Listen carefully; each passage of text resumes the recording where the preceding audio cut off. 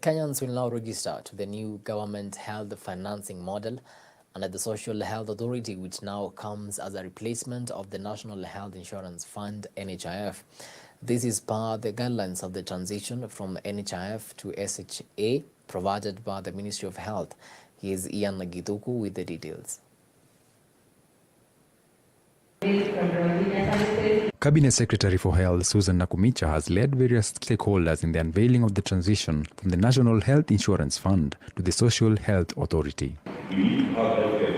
Speaking at the event, CS Nakumicha highlighted some of the key reforms that make the new financing model under SHA to be more effective than the previous NHIF. Some of the introduction in the health benefits package include accident and emergency cover, screening of cancer and other common diseases, and provision of assistive devices such as hearing aids and optical services such as provision of spectacles.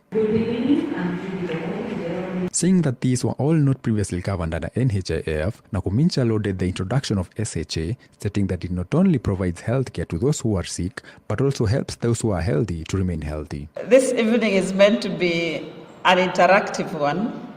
The CS lauded the increment of funding for key healthcare services such as cesarean services from 17,000 as was under NHIF to 30,000 under the new healthcare funding model. Based on that, that's why we had got the... On his part, the chairperson for the Social Health Authority, Dr. Timothy, provided insight on the funding model under SHA. He explained that the government has set aside increased publicly financed funds that are to be used to facilitate the provision of free healthcare services such as testing of malaria and HIV. An additional 8 billion will also be set aside to cater for community health promoters in terms of covering their stipends and providing them with all the necessary equipment. By the government funding the primary healthcare and the emergency chronic and critical illness fund, they are putting in resources from tax sources, and therefore it makes our financing more progressive. Then for health insurance, the Social Health Insurance Fund is being designed to be able to, first of all, there was a challenge with those not in formal employment, had a flat rate contribution of 500 shillings in the past. If I was to explain simply how inequitable that was, it means that for somebody who was earning 5,000 shillings a month, they were taking 10% of their total earnings towards health insurance. The person earning 100,000 on the other hand in the previous scheme was contributing 1.7%.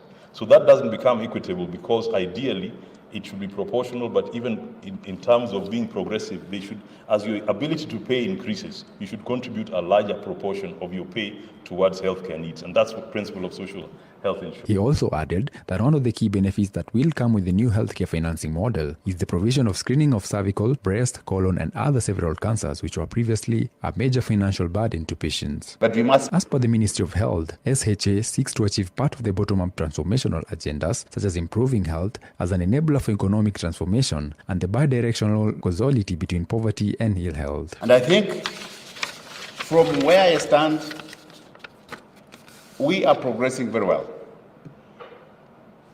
When you look at the figure down there that was projected in terms of the low of the pyramid, bottom of the pyramid, in fact, the 8 billion that you're talking about, I think if we look at the provisions of the medications that we do provide at the primary care level, the figure should be ranging around 10 billion Kenya shillings. And those are actual figures that we have incurred in terms of cost. With the reconstruction of the board that will now head the Social Health Authority, the government will be able to counter and detect fraud more effectively. All systems will be digitized, hence there will be no health fund card as was the case under NHIF. For Hope TV Newswatch, my name is Ian Githuku.